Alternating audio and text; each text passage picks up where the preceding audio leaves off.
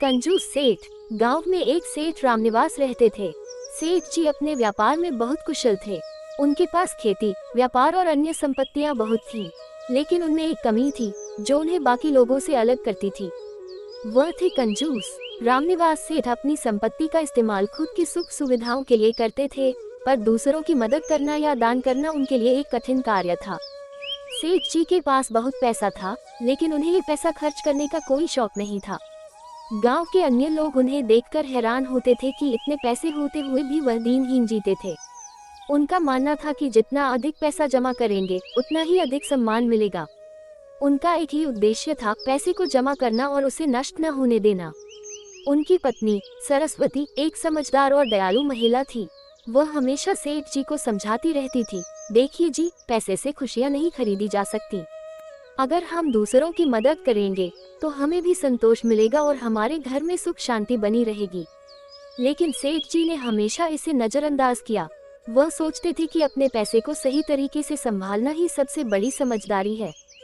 सरस्वती ने कई बार अपनी बातों से सेठ जी को समझाने की कोशिश की, लेकिन उन्होंने कभी उनकी बातों पर ध्यान नहीं दिया।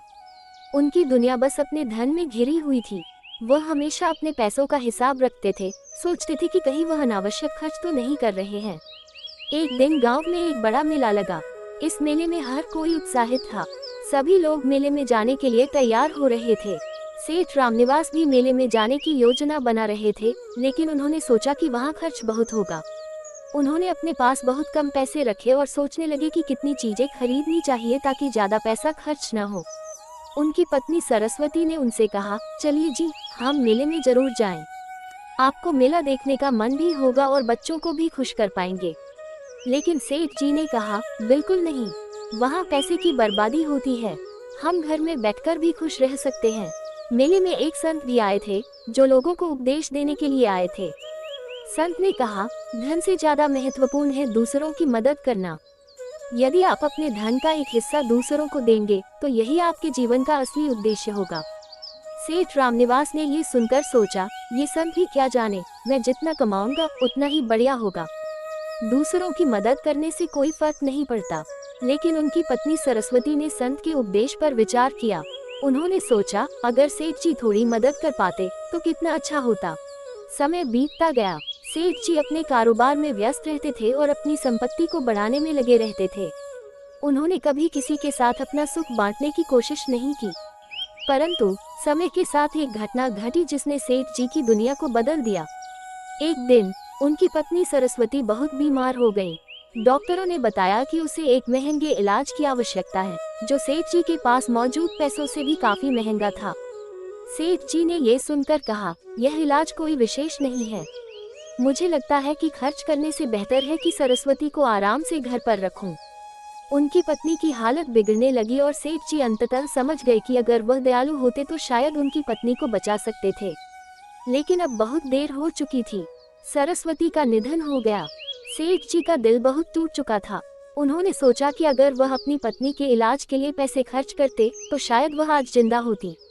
उनके मन में अफसोस था और वह समझ गए कि पैसों से जिंदगी नहीं खरीदी जा सकती। सेठ जी के मन में कई सवाल थे। वह संत को ढूंढने निकले जिनसे उन्होंने मेला में सुना था। वह संत अब गांव में नहीं थे, लेकिन सेठ जी ने कई दिनों तक उनकी खोज की और आखिरकार एक गांव में उन्हें संत मिल गए। संत ने उन्हें देखा और कहा, तुम दुखी हो क्योंकि तुमने अपने जीवन का उद्देश्य खो दिया था। तुमने अपने धन को अपनी खुशी समझा, जबकि तुम्हारे पास दूसरों की मदद करने का सबसे बड़ा अवसर था। सेठ जी ने संत से कहा, मैंने बहुत गलती की।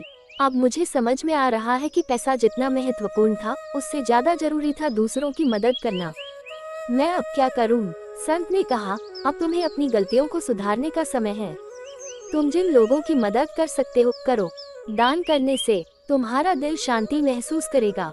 अपने धन का इस्तेमाल अच्छे कार्यों में करो और दूसरों को खुशहाल बनाओ। सेठ जी ने संत की बातों को ध्यान से सुना और महसूस किया कि जो कुछ वह कर रहे थे वह गलत था। उन्होंने अपनी कंजूसी छोड़ दी और समाज में दान देना शुरू किया। पहले उन्होंने गांव के गरीब बच्चों की पढ़ाई के लिए पैसे दिए, फिर उन्होंने अनाथालयों में सहायता की। धीरे धीरे सेठ जी का जीवन बदलने लगा। वह अब केवल धन जमा करने के बजाय इसे दूसरों के भले के लिए खर्च करने लगे। उनके मन में संतोष और शांति आई। गांव में लोग उन्हें अब सम्मान देने लगे और सेठ जी भी खुश रहने लगे।